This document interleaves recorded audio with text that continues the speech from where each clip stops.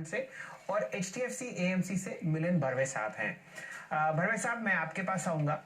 सन 2008 में इसी तरीके की समस्या हुई थी, लेकिन वो म्यूचुअल फंड्स का एक और सेक्शन था, फिक्स्ड मैच्योरिटी प्लान्स। जब ग्लोबल फाइनेंशियल क्राइसिस आया तो ये प्लान्स जहां पर बहुत सारी कंपनीज ने म्यूचुअल फंड इंडस्ट्री से लोन लिया था बॉन्ड्स के अगेंस्ट, वो पैसा नहीं लौटा पाई और जो रिडेम्पशन प्रेशर आया उस वक्त सरकार ने बहुत मदद करी थी, खासकर RBI के द्वारा। आप क्या चाहते हैं इस वक्त RBI, सेबी, फाइनेंस मिनिस्ट्री किस तरीके के कदम उठाए ताकि ये जो समस्या हमारे सामने आए है ये कंटेजियन ना बने और आपकी एसेट मैनेजमेंट कंपनीज या कोई और जो एसेट मैनेजमेंट कंपनीज हैं उन पर इस तरीके का रिडेम्पशन प्रेशर ना बढ़े? 2008 में जो बात हुई थी उसी तरह से ये बात वापस 2013 में दोहराई गई। और जैसा कि आपने कहा तो तभी दो चीज़ों की कमी थी। एक तो लिक्विडिटी नहीं थी और लोगों में भरोसा नहीं था कि वो लिक्विडिटी है या नहीं है और मुझे अपना रिडेम्पशन का पैसा वापस समय पे मिलेगा या नहीं। और मेरे ख्याल और RBI ने 2008 में और फिर 2013 में, मुझे ठीक से याद है 2013 में, जहाँ पे टेपरिंग की वजह से डेट मार्केट्स में कुछ मुश्किलें पैदा हुई थी, तब RBI ने म्यूचुअल फंड्स के लिए एक डेडिकेटेड लाइन ऑफ क्रेडिट बनाई थी, जहाँ जिसके अनुसार बैंकों के थ्रू हमको पैसा मिल रहा था हमारे जो बॉन्ड्स या CDs है या CPs है उसके अगेंस्ट। और जैसे कि मेरे कलीग ने कहा, निमेश ने, कि देखिए ये फाइनेंशियल मार्केट्स में जब हम एक आम छोटे निवेशक के बारे में सोचते हैं तो इसमें एक बड़ी चीज आवश्यकता की चीज होती है, वो है भरोसा, जो है कॉन्फिडेंस। और आज जो हम ये जरूरी है, और आज हम तीनों इसीलिए आपके चैनल पे हैं कि हमारे आज जो निवेशक है उन्हें हम भरोसा दिलाना चाहते हैं कि ये जो बात हुई है टेम्पल्टन की, ये बात टेम्पल्टन तक ही सीमित है।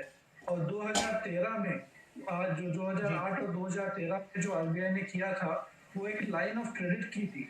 तो उसमें महत्व की बात नहीं, आपको ये बताऊं कि ये लाइन ऑफ क्रेडिट की सिर्फ अनाउंसमेंट की और उसके अनाउंसमेंट होते ही कोई भी इन्वेस्टर रिडेम्पशन के लिए नहीं आया और ये लाइन काफी हद तक या मेरे ख्याल से पूरी तरह से अनयूटिलाइज्ड रही। तो ये क्या बताता है आपको? ये बताता है कि ये जरूरी नहीं है कि जो आपको लाइन ऑफ क्रेडिट के तहत लोगों को या म्यूचुअल फंड को बहुत सारा पैसा देने की जरूरत है। ये बात सही नहीं है। ये लाइन ऑफ क्रेडिट इसलिए जरूरी है कि लोगों को भरोसा रहे कि अगर किसी भी हालत में म्यूचुअल फंड्स पे रिडेम्पशन का प्रेशर आए तो म्यूचुअल फंड्स के पास ये लाइन ऑफ क्रेडिट की उपलब्धि है जिसके थ्रू ये पैसों की अरेंजमेंट हो सकती है। और ये सिर्फ लाइन ऑफ क्रेडिट एस्टैब्लिश करने की वजह से लोगों में भरोसा हो जाता है कि इसमें मुझे कोई रिडेम्पशन के लिए भागने की जरूरत नहीं है। और मेरे लिए जैसे मैंने कहा, आज ये भरोसा की बड़ी जरूरत है कि ये कोई गलत काम नहीं हो रहा है। जैसे कि मैंने पहले कहा, क्रेडिट क्वालिटी म्यूचुअल फंड्स की में जो क्रेडिट फंड्स है उसमें अच्छी है। ये सारे क्रेडिट फंड मिला के हार्डली 4-5% है हमारे टोटल जो डेट जो बिजनेस है, डेट का जो कारोबार है। ये तो समस्या कुछ बहुत थोड़े परसेंटेज में सीमित है। बिल्कुल। तो ऐसा करते हैं भरवे साहब, जरा इस इंडस्ट्री को और बारीकी से देखते हैं। चर्चा करते हैं नीलेश शाह साहब से, कोटक एसेट मैनेजमेंट कंपनी के आप MD और CEO हैं। नीलेश जी, आपके हिसाब से जो ओवरऑल इंडस्ट्री का साइज है वो है लगभग 22 लाख करोड़। उसमें से 13 लाख करोड़ जो है वो डेट म्यूचुअल फंड्स में लगा हुआ है फिक्स्ड इनकम की तरफ। अब फ्रैंकलिन का जो ये क्रेडिट रिस्क पोर्टफोलियो है जिसमें 6 फंड बंद हुए हैं, लगभग 28,000 करोड़ है। तो ये ओवरऑल क्रेडिट रिस्क मार्केट जो है उसका साइज क्या है और क्या जितनी भी 32 की 32 AMCs हैं उनके प्रोडक्ट्स इसमें हैं या गिनी चुनी 10-12 AMCs हैं जो ये इस प्रोडक्ट को ऑफर करती हैं?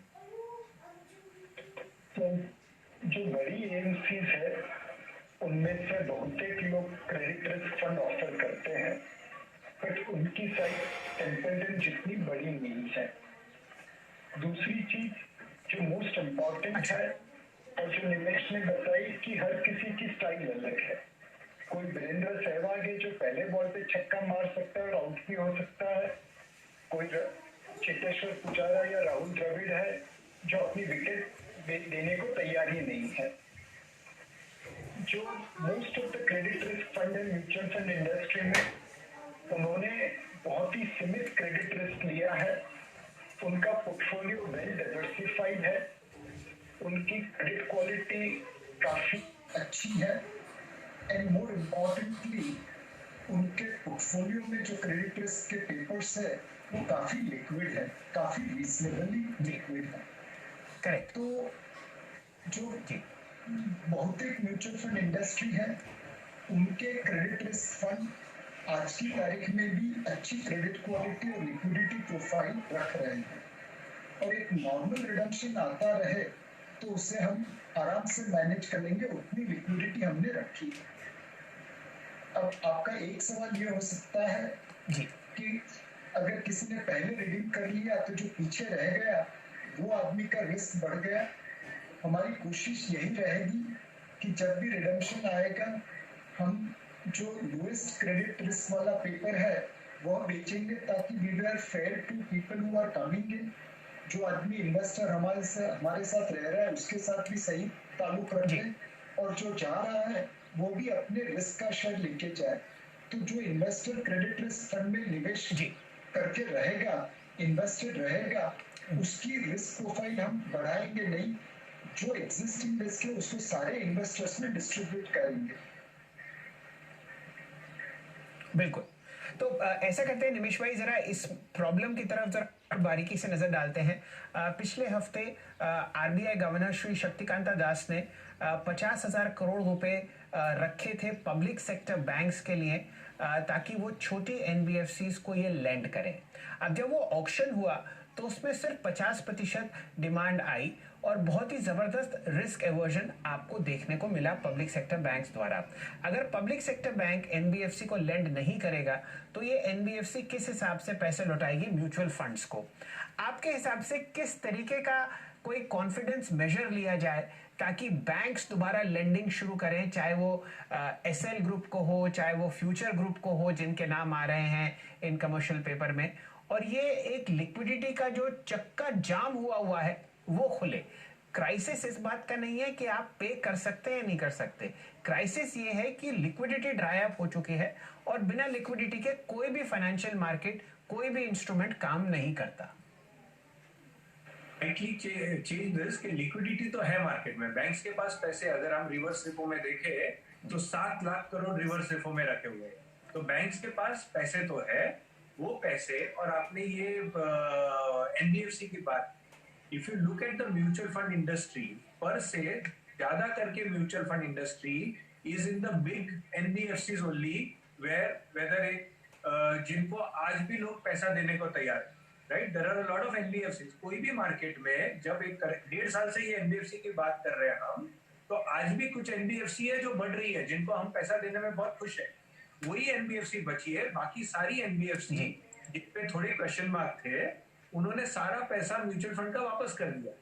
सो जो आज बड़ी छोटी एएमसी में तो था ही नहीं, और जो बड़ी एएमसी में थे ज्यादा करके पैसा वापस आ गया।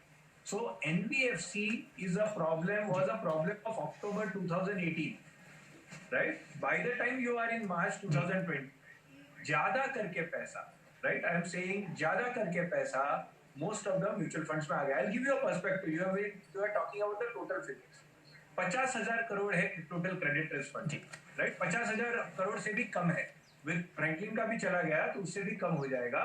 तो अराउंड 45 और 50,000 करोड़ के बीच में 13 लाख करोड़ की जो इंडस्ट्री है उसमें 50,000 करोड़ से कम क्रेडिट रिस्क फंड में है, बाकी सब non credit risk fund, right? सो क्रेडिट रिस्क फंड 50,000 करोड़ के, उसमें अगर हमारा फंड देख लीजिए तो हमारा फंड 10,000 करोड़ का फंड होगा, उसमें 70% जितने जो पेपर्स है वो AA माइनस एंड अबव है, right? So they are liquid. अगर मुझे कल बेचना पड़े तो बेच के पैसे वापस कर सकता हूँ। हमारा तीनों का कहने का मतलब यही है कि जो टेम्पल्टन में हुआ, टेम्पल्टन वो सारे प्रोडक्ट्स बेच नहीं पाया था जो उसके पास पेपर थे, पर अगर आपके पास AA माइनस पेपर है और सरकार ये व्यवस्था कर देती है कि ये AA माइनस, ये क्रेडिट क्वालिटी तो ठीक है, तो ये क्रेडिट क्वालिटी के पेपर हम मार्केट में दे सकते, right? So that is all that is required, and as soon as people know that there is a line, see मैं हम लोग वापस वही रिपीट कर रहे हैं, जैसे ही लोगों को समझेगा कि लाइन है तो रिडम्पशन अपने आप नहीं हो. So correct. Today question of confidence जी, तो only if you build that confidence. So NBFC का वेदर 50,000 करोड़ में से 13,000 करोड़ हुआ, 20,000 करोड़ हुआ, उससे कोई फर्क नहीं पड़ता.